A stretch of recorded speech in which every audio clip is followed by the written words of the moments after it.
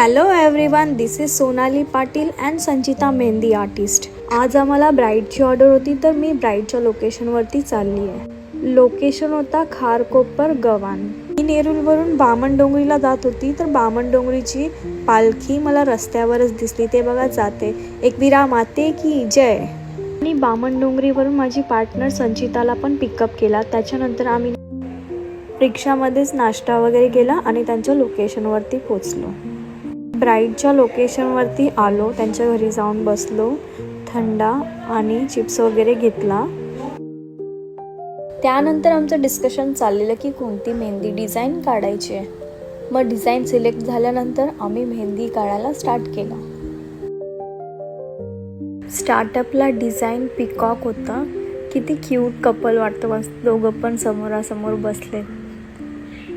त्यानंतर आमच्या ब्राईडचा फ्रंट आणि बॅक एक हँड कंप्लीट झाला आहे.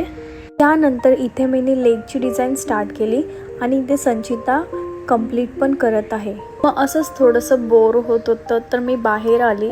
बाहेर तुम्ही बघा, इथे छोटासा आहे हा पानाचा झाड, पण इथे आंब्याचं झाड आहे. त्याला म्हणजे असं फिरून फिरून तो किती मोठा झाला आणि पूर्ण आंब्याच्या सोबत पान पण मिक्स झालेला आहे. पानाचं झाड पण इथे छान वाटत होतं. आणि इथे फिरत फिरत कुत्रा पण आलेला आणि त्याला बघ किती मस्त असं टिलक लावलेलं आहे. त्यानंतर ही छोटीशी मानाची करवली होती, तिला पण मेहंदी काढली. मग आमचा लंच टाइम झालेला, तर इथे ब्राईडचे फ्रेंड सर्कलनी मस्त सुरमई फ्राय आणि कोलबीचा रस्सा केला आणि इथे तिची फ्रेंड तिला जेवण भरवते.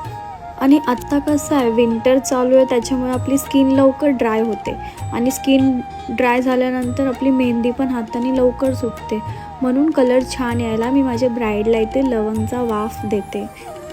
त्यानंतर बॅक हँडची मेजरमेंट घेतली, कारण की त्याच्याने मेहंदी डिझाईन परफेक्ट येते.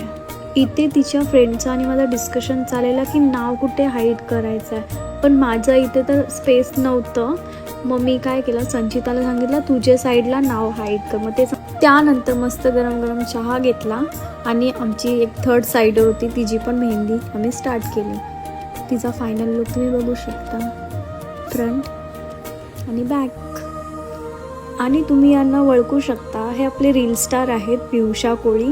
मग यांनी आम्हाला खारकोपर स्टेशनवरती ड्रॉप केला, कारण की त्यांच्या इथे रिक्षा भेटणं खूप मुश्किल आहे. त्यानंतर आम्ही तिकीट काढलं आणि प्लॅटफॉर्मवर आलो. मग ट्रेनमध्ये बसूनची थोडासा व्हिडिओ शूट वगैरे केला.